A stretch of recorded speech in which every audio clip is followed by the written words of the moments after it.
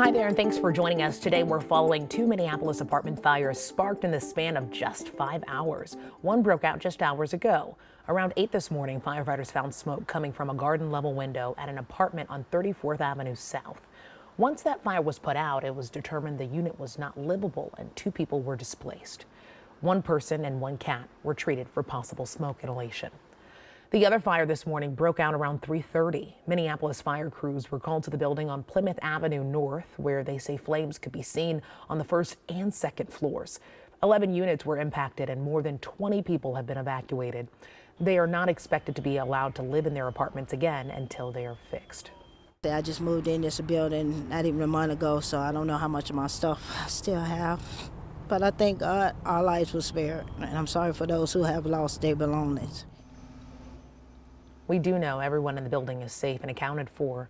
Officials believe the fire started on the outside of the building.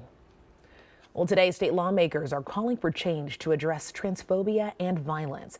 It comes after the death of a transgender woman in Minneapolis.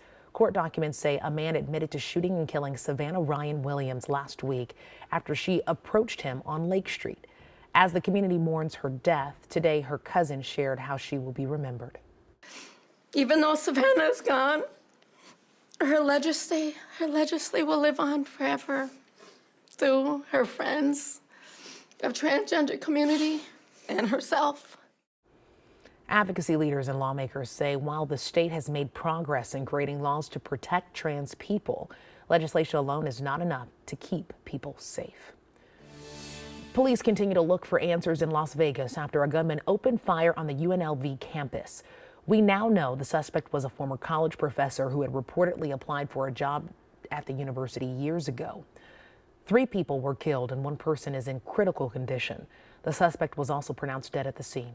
Classes have been canceled today and tomorrow, but school leaders are still coming up with a plan for next week, which was scheduled to be finals week. What's now being known as Walkout Wednesday across the Anoka-Hennepin School District continues after some teachers walked off campus after the bell rang yesterday. It's something the teachers are doing at several schools across the largest district in Minnesota in an effort to bring attention to contract negotiations. The statewide teachers union says right now just 98 out of the state's 330 public school districts have reached agreements.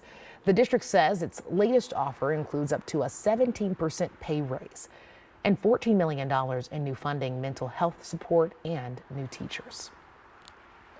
Well, today marks 2 weeks from the official start of winter, but the sun is out and our highs are about 20 degrees above average. Ben, I like the fact that I could just wear my cute coat today. Yeah, it's definitely a light coat day, and I even thought about opening up the windows to let the house air out a little bit. It is seriously that warm outside. In fact, we're already warmer than our high temperature yesterday, which was 47 degrees, already sitting at 48 degrees.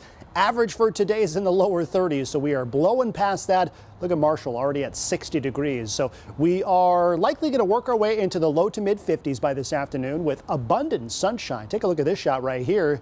No snow in the forecast, no rain in the forecast, just mild sunshine. Feels like mid to late October out there, and it will for at least 1 more day before cooler temperatures arrive. We will be near record highs both today and Friday, but Friday is going to be blustery and Saturday will be windy as well, with a good chance for some light snow, mainly towards the afternoon and evening hours. Certainly cooling off this weekend.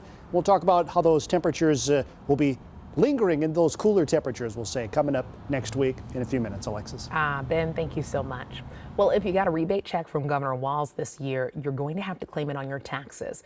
The IRS could take between $260 and $300 depending on your income and the amount on your check. Last year, 21 states issued similar rebate checks that the government didn't touch.